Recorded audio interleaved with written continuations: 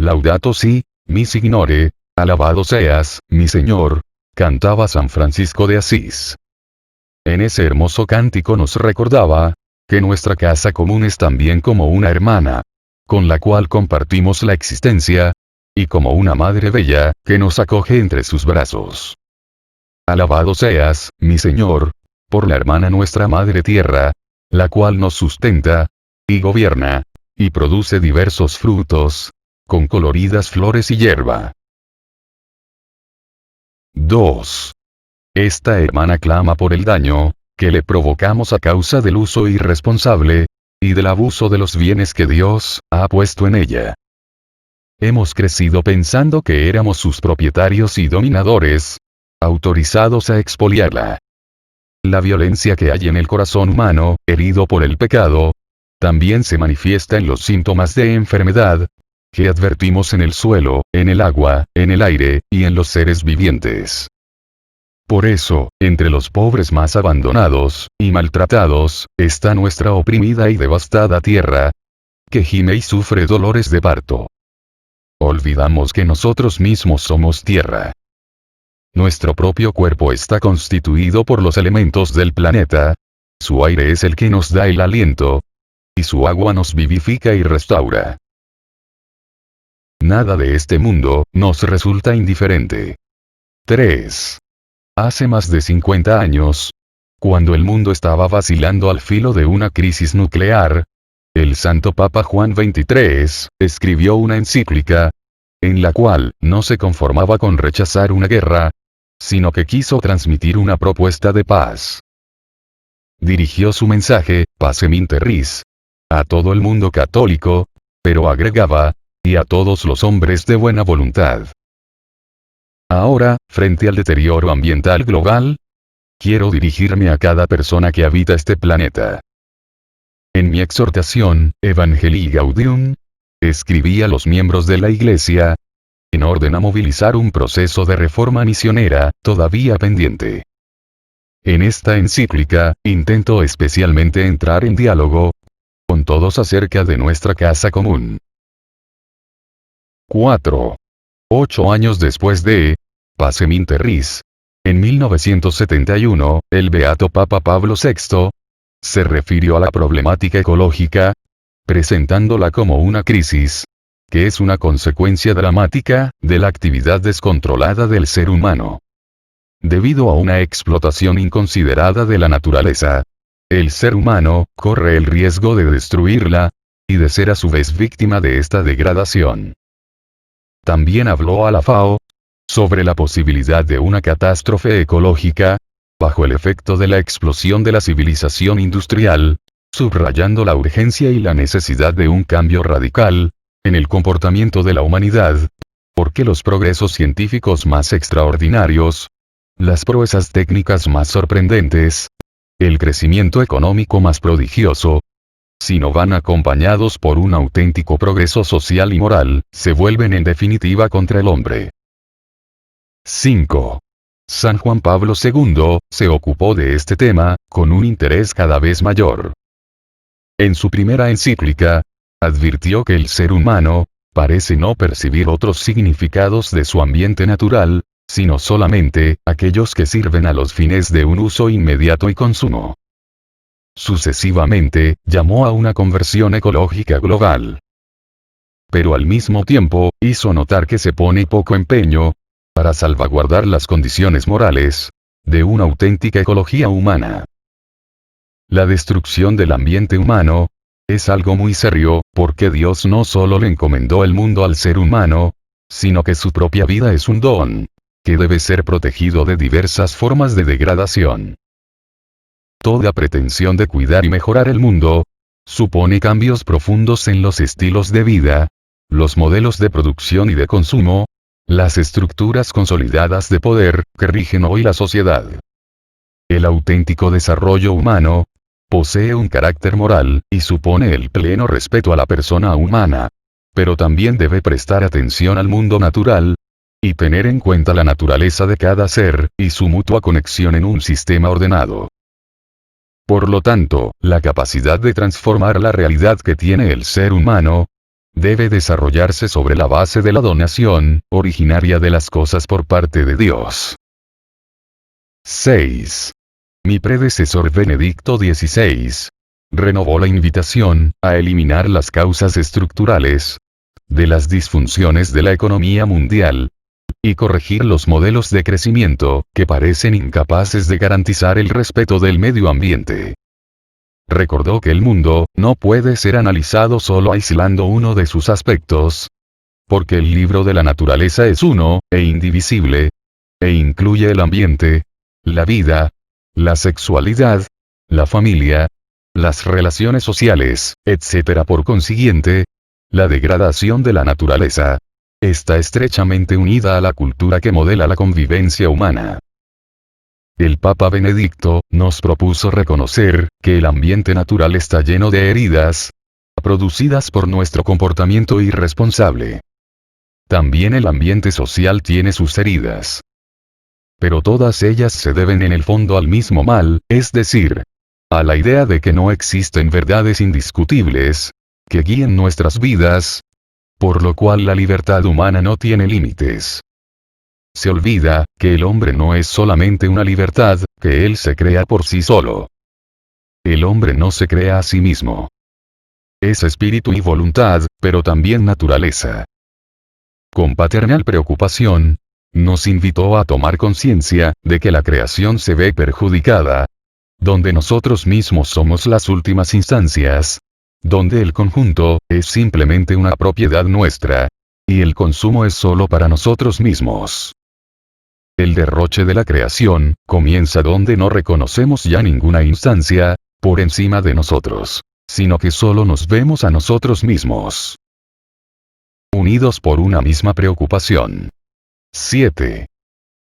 Estos aportes de los papas recogen la reflexión de innumerables científicos, filósofos, teólogos y organizaciones sociales que enriquecieron el pensamiento de la Iglesia sobre estas cuestiones. Pero no podemos ignorar que, también fuera de la Iglesia Católica, otras iglesias y comunidades cristianas, como también otras religiones, han desarrollado una amplia preocupación y una valiosa reflexión sobre estos temas que nos preocupan a todos. Para poner solo un ejemplo destacable, quiero recoger brevemente parte del aporte del querido patriarca ecuménico Bartolomé, con el que compartimos la esperanza de la comunión eclesial plena. 8. El patriarca Bartolomé se ha referido particularmente a la necesidad de que cada uno se arrepienta de sus propias maneras de dañar el planeta, porque, en la medida en que todos generamos pequeños daños ecológicos, estamos llamados a reconocer nuestra contribución, pequeña o grande, a la desfiguración y destrucción de la creación. Sobre este punto, él se ha expresado repetidamente de una manera firme y estimulante, invitándonos a reconocer los pecados contra la creación. Que los seres humanos destruyan la diversidad biológica en la creación divina. Que los seres humanos degraden la integridad de la Tierra, y contribuyan al cambio climático, desnudando la Tierra de sus bosques naturales, o destruyendo sus zonas húmedas. Que los seres humanos contaminen las aguas, el suelo, el aire. Todos estos son pecados. Porque un crimen contra la naturaleza es un crimen contra nosotros mismos, y un pecado contra Dios. 9. Al mismo tiempo, Bartolomé llamó la atención sobre las raíces éticas y espirituales de los problemas ambientales, que nos invitan a encontrar soluciones, no solo en la técnica, sino en un cambio del ser humano, porque de otro modo afrontaríamos solo los síntomas. Nos propuso pasar del consumo al sacrificio, de la avidez a la generosidad, del desperdicio a la capacidad de compartir, en una ascesis que significa aprender a dar, y no simplemente renunciar. Es un modo de amar, de pasar poco a poco de lo que yo quiero, a lo que necesita el mundo de Dios. Es liberación del miedo, de la avidez, de la dependencia. Los cristianos, además, estamos llamados a aceptar el mundo como sacramento de comunión, como modo de compartir con Dios y con el prójimo en una escala global. Es nuestra humilde convicción que lo divino y lo humano se encuentran en el más pequeño detalle contenido, en los vestidos sin costuras de la creación de Dios, hasta en el último grano de polvo de nuestro planeta. San Francisco de Asís. 10. No quiero desarrollar esta encíclica, sin acudir a un modelo bello, que puede motivarnos. Tomé su nombre como guía, y como inspiración en el momento de mi elección, como obispo de Roma. Creo que Francisco es el ejemplo por excelencia, del cuidado de lo que es débil, y de una ecología integral, vivida con alegría y autenticidad. Es el santo patrono de todos los que estudian y trabajan en torno a la ecología. Amado también por muchos que no son cristianos. Él manifestó una atención particular hacia la creación de Dios, y hacia los más pobres y abandonados. Amaba, y era amado por su alegría, su entrega generosa, su corazón universal. Era un místico, y un peregrino que vivía con simplicidad, y en una maravillosa armonía con Dios, con los otros, con la naturaleza, y consigo mismo. En él se advierte, hasta qué punto son inseparables la preocupación por la naturaleza, la justicia con los pobres, el compromiso con la sociedad, y la paz interior. 11. Su testimonio, nos muestra también que una ecología integral, requiere apertura hacia categorías, que trascienden el lenguaje de las matemáticas o de la biología, y nos conectan con la esencia de lo humano. Así como sucede, cuando nos enamoramos de una persona, cada vez que él miraba el sol, la luna, o los más pequeños animales, su reacción era cantar, incorporando en su alabanza a las demás criaturas. Él entraba en comunicación con todo lo creado, y hasta predicaba las flores, invitándolas a alabar al Señor, como si gozaran del don de la razón. Su reacción, era mucho más que una valoración intelectual, o un cálculo económico, porque para él cualquier criatura era una hermana, unida a él con lazos de cariño. Por eso se sentía llamado a cuidar todo lo que existe. Su discípulo San Buenaventura, decía de él que, lleno de la mayor ternura, al considerar el origen común de todas las cosas, daba a todas las criaturas, por más despreciables que parecieran, el dulce nombre de hermanas. Esta convicción, no puede ser despreciada, como un romanticismo irracional, porque tiene consecuencias en las opciones, que determinan nuestro comportamiento. Si nos acercamos a la naturaleza y al ambiente, sin esta apertura al estupor y a la maravilla, si ya no hablamos el lenguaje de la fraternidad y de la belleza, en nuestra relación con el mundo, nuestras actitudes serán las del dominador, del consumidor, o del mero explotador de recursos, incapaz de poner un límite a sus intereses inmediatos.